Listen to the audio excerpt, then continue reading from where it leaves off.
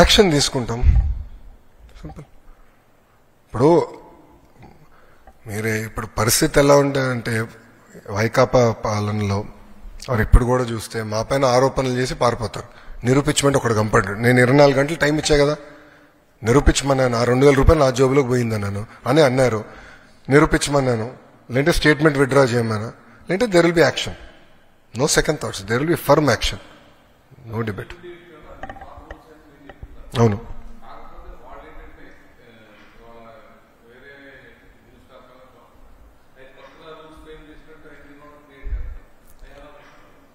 బొత్స గారు జియో ఇష్యూ చేసే ముందల కనీసం జియో చదవలేదండి ఆయన. బొత్స గారు దాని ముందు ఇంకొక ఆయన పేరేంటి ముందు సురేష్ గారు ఉండే కదా విద్యాశాఖ మంత్రిగా. సురేష్ గారు ఫస్ట్, దాని తర్వాత బొత్స గారు వచ్చారు విద్యాశాఖ మంత్రిగా. వాళ్ళిద్దరు మంత్రులు ఉన్నప్పుడు కనీసం జియో చదవలేదండి.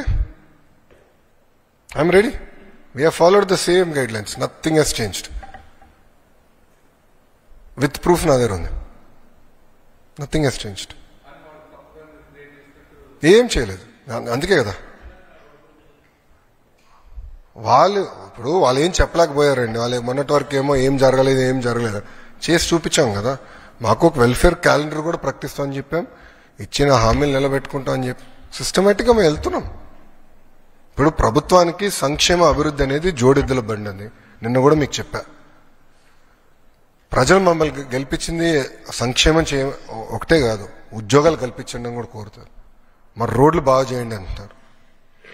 మాకు క్లియర్ మ్యాండేట్ అట్టిచ్చారు, ఇవన్నీ చేయండి, పెట్టుబడులు తీసుకురండి. సో మాకు రెండు క్యారీ చేయాల్సిన బాధ్యత కూటమి ప్రభుత్వం పైన ఉంది. అది మేము చేస్తాం, చేసి చూపించాం.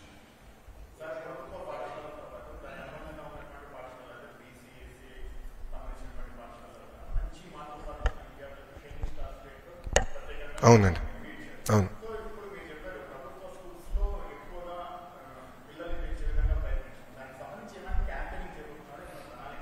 ఆల్రెడీ గతంలో మీరు చూస్తే స్కూల్స్ అయిన వెంటనే క్యాంపెయిన్ స్టార్ట్ చేశారు. ఎవరు మా ఉపాధ్యాయులే క్యాంపెయిన్ చేశారు, వినూత్నంగా చేశారు. పిల్లలతో మన ఇన్స్టాగ్రామ్ రీల్స్ కూడా తయారు చేశారు, చాలా క్యూట్గా చేశారు. ఒక ప్రోగ్రామ్ ఆల్రెడీ చేశారు, దానిపైన ఒక ఫోకస్ పెట్టుకుంటాం. బట్ క్వాలిటీ ఇంప్రూవ్ చేసి పిల్లలు తీసుకురావాలనేది మా లక్ష్యం. అంతేగాని వేరే వాళ్ళని హెరాస్ చేసి పిల్లలు తీసుకురావాలనేది కాదు మా లక్ష్యం. నాణ్యత పెంచాలి, లెర్నింగ్ అవుట్కమ్స్ ఇంప్రూవ్ చేయాలి, మార్క్స్ ఇంప్రూవ్ చేస్తేనే నేను ఈ విద్యా వ్యవస్థల్లో న్యాయం చేసినోడు అవుతా.